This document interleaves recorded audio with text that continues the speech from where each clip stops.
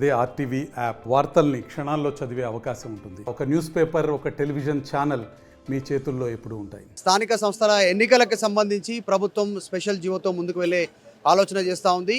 రేపు లేదంటే ఎల్లుండి ఈ నిర్ణయం తీసుకున్నట్టుగా తెలుస్తుంది. మాజీ మంత్రి వి శ్రీనివాస్ గౌడ్ ఉన్నారు, మాట్లాడదాం. స్థానిక సంస్థల రిజర్వేషన్ ఇంకా తీరలేదు. ఆల్రెడీ 2 బిల్లులు, ఒక ఆర్డినెన్స్ గవర్నర్ దగ్గర పెండింగ్ ఉంటే 2 రాష్ట్రపతి దగ్గర పెండింగ్ ఉన్నాయి. శ్రీనివాస్ గౌడ్ గారు ప్రత్యేక జీవోతో వెళ్ళాలని ఆలోచన చేస్తూ ఉంది. అసలు ఏంది దీని వెనకాల ఏం జరుగుతుంది? ఇదంతా కేవలం డ్రామా. బీసీలను మోసం చేయడానికి 70-80 ఏళ్ళు అదే మోసం చేసిండ్రు. ఇలా దేశంలో మొట్టమొదటిగా రిజర్వేషన్ 50% క్రాస్ అయింది తమిళనాడులో. తమిళనాడులో ఎట్లా ఇచ్చింది అనేది దృష్టిలో పెట్టుకొని చేయాలి. తమిళనాడు తరహా చేయాలి. 9th షెడ్యూల్లో చేస్తే తప్ప రిజర్వేషన్ అనేది రాదు. గతంలో మేము ప్రయత్నం చేసినాం. ఇదే 485A అనుకుంటా పంచాయతీరాజ్ చట్టాన్ని సవరించి జీవో ఇచ్చినాము. మేము దాదాపు 60% పైన రిజర్వేషన్ ఇస్తే ఇది హైకోర్టులో కొట్టేసింది. సుప్రీంకోర్టుకి వెళ్ళినా కూడా లాభం లేకపోయింది. అలాంటప్పుడు అదే జీవోతో మళ్ళీ ఎట్లా చేస్తారు చెప్పండి? నిలబడుతుందా? వీళ్ళు స్పెషల్ జీవోతో ముందుకు వెళ్దాం అనుకుంటారు. టెక్నికల్గా ఏమేమి ఇష్యూస్ వస్తే ఏమి ఇబ్బంది అవుతుంది? 100% ఆల్రెడీ సుప్రీంకోర్టు జడ్జిమెంట్ ఉంది.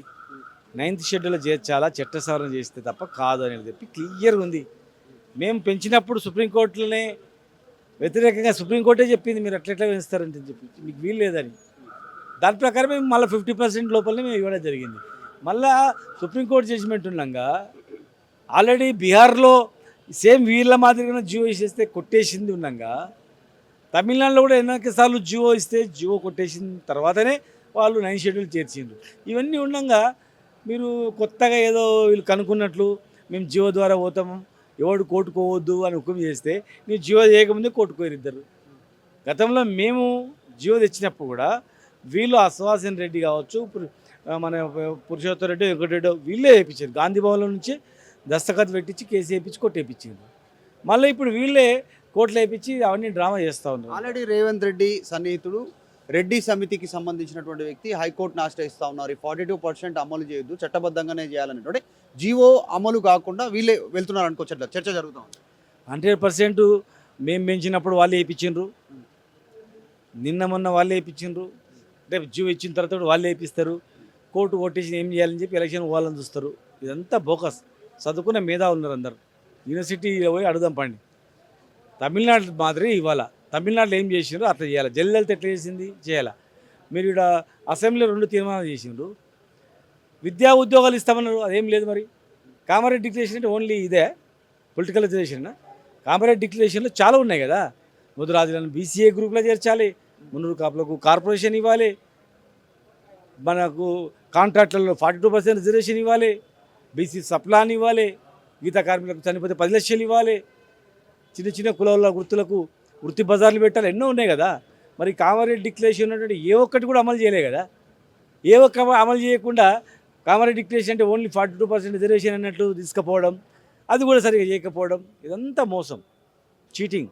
42%కి సంబంధించి ఢిల్లీలో జంతర్ మంతర్ దగ్గర దీక్ష చేసిరు. దీక్షలో సందర్భంగా రాహుల్ గాంధీ ప్రధాని అయితేనే 42% ఇవ్వడం సాధ్యమైతే స్టేట్మెంట్ చేసిరు. చివరి పోరాటం అనేటువంటిది ముఖ్యమంత్రి ఢిల్లీలో చెప్పారు. మళ్ళీ ఇప్పుడేమో మొన్న అసెంబ్లీ సమావేశాల తర్వాత మళ్ళీ ఇప్పుడు మళ్ళీ ప్రత్యేక జీవో అంటున్నారు. అసలు ఏంది క్లారిటీ ఎందుకు లేదు? ఎందుకు మిస్ అవుతుంది? బీసీ సంఘాలు ఏం మాట్లాడుతున్నారు? మీరు ఒకటి రండి, వాళ్ళు అసెంబ్లీలో తీర్మానం చేసిండ్రు, గవర్నర్ ద్వారా ప్రెసిడెంట్ ఆఫ్ ఇండియాకి పంపించిండ్రు, ఢిల్లీకి పోయి ధర్నా చేసిండ్రు. ధర్నా చేసిన తర్వాత ఏం చెప్పాలి? వాళ్ళు ప్రధానమంత్రిని పోయి కలవాలా, అన్ని పార్టీలను కలవాలా, రేపు బిల్లు వస్తుంది మీరు సపోర్ట్ చేయండి, ప్రెసిడెంట్ ఆఫ్ ఇండియా దగ్గర పోయి కలవాలా, బిల్లు పార్లమెంట్ వచ్చినట్టు చేయండి అని చేయాలి. ఏం చేయలేదు. పబ్లిక్ను చూతే బనాయించడానికే ఆడ ధర్నా చేసి వచ్చారు. మళ్ళీ సెకండ్ ఏం చేసిండ్రు, అసెంబ్లీ ప్రొవోక్ చేసి ఆర్డినెన్స్ తెస్తామన్నారు, కాలేదు అది. మళ్ళీ అసెంబ్లీలో చట్ట సవరణ చేసిండ్రు, ఇప్పుడు జియో తెస్తామంటున్నారు. మళ్ళీ నినాక మన ముఖ్యమంత్రి గారు ఏమన్నారు, ఇది కేంద్రంతో తెలుసుకోవాలని అన్నాడు. కరెక్ట్ అన్నాడు ఆయన. మళ్ళీ ఇప్పుడు జియో అంటున్నాడు. అంటే వాళ్ళకు ఒక క్లారిటీ లేదు, మోసం చేసేది తప్ప ఈ జియో ఇచ్చే క్లారిటీ లేదు. కనుక ఇదంతా ప్రజలు నమ్ముతారు అనుకుంటుండొచ్చు. ఎవ్వరు నమ్మడు. ఇప్పుడు ఈ ప్రభుత్వం మోసం మీద వచ్చింది గవర్నమెంట్ కనుక ఇది ఇంకొక బీసీల మోసం అని చెప్పి అనుకుంటారు. చిత్తశుద్ధి ఉంటే వాళ్ళు పోయి ఢిల్లీలో పోయి కూర్చోవాలి, రాహుల్ గాంధీ గారు దిరాజ్ చేయాలి, ఖచ్చితంగా 42% 9th షెడ్యూల్ చేర్చాలని చెప్పి గొడవ చేయాలి. ఎందుకు ఇలా ముఖ్యమంత్రి గారు తమిళనాడు పోయారు కదా, వాళ్ళని స్టాలిన్ అడగమని ఎట్లా వచ్చిందని, ఒక దినం వాడు స్టడీ చేయమనండి, ఆ తరహా వస్తే అయిపోతుంది అంతే. ఉట్టి ఏంది పబ్లిక్లో ధర్నా చేస్తే వస్తుందా? చివరిగా శ్రీనివాస్ గారు మాజీ ఎక్సైజ్ శాఖ మినిస్టర్గా ఈరోజు కొత్తగా నోటిఫికేషన్ విడుదల చేసింది మద్యం దుకాణాలకు సంబంధించి. అక్టోబర్ 18వ తేదీ నుంచి దరఖాస్తుల స్వీకరణ. ఆల్రెడీ టైం ఉండగా నెక్స్ట్ మళ్ళీ గవర్నమెంట్ తర్వాత కూడా మళ్ళీ వీళ్ళ టెండర్లే ఓకే అయ్యేలాగా నిర్ణయం తీసుకున్న విమర్శలు వస్తున్నాయి. మీరు ఎక్సైజ్ శాఖ మినిస్టర్గా ఈ మద్యం దుకాణాలకు సంబంధించి నోటిఫికేషన్ ఎట్లా చూస్తారు, ఏం చెప్తారు? వాళ్ళు మీరు చూసిన కదా గతంలో బిర్యానీ బీర్ అని, బూమ్ బూమ్ బీర్ అని రకరకాల పెట్టిండ్రు. వేరే రాష్ట్రాల్లో ఫెయిల్ అయినటువంటి తీసుకొచ్చి పెట్టిండ్రు. తర్వాత టెట్రా ప్యాక్ తీసుకొస్తామన్నారు. తర్వాత మైక్రో బ్యూరీస్ ఎక్కడంటే అక్కడ ఇస్తామని చెప్పేసిండ్రు. గ్రామాల వారికి కూడా ఇస్తామని చెప్పిండ్రు. ఇలా 25% రిజర్వేషన్ ఇస్తామన్నారు గౌడ్స్ది, అదే అట్లే పెట్టిండ్రు.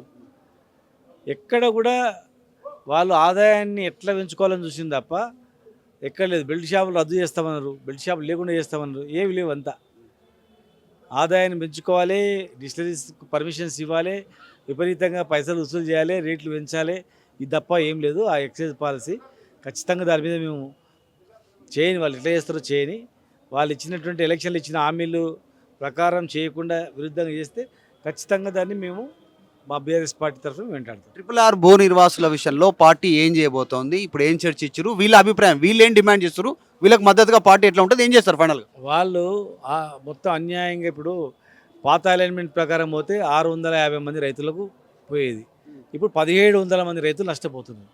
ఎందుకు రీజన్ ఏంటంటే అలైన్మెంట్ మారుతుందా, ఎవరు వాళ్ళు వాళ్ళ భూముల గురించి, ప్రభుత్వంలో పెద్దల భూముల గురించి, వాళ్ళ భూముల పక్క పొంచి పోతున్నారు వాళ్ళు ఆరోపిస్తున్నారు. ఆధారాలతో సహా ఇస్తారు. వాళ్ళు 1000 ఎకరాల భూములు కొని వాళ్ళ పక్క భూమి పోయేటట్టు చేసుకుంటున్నారు.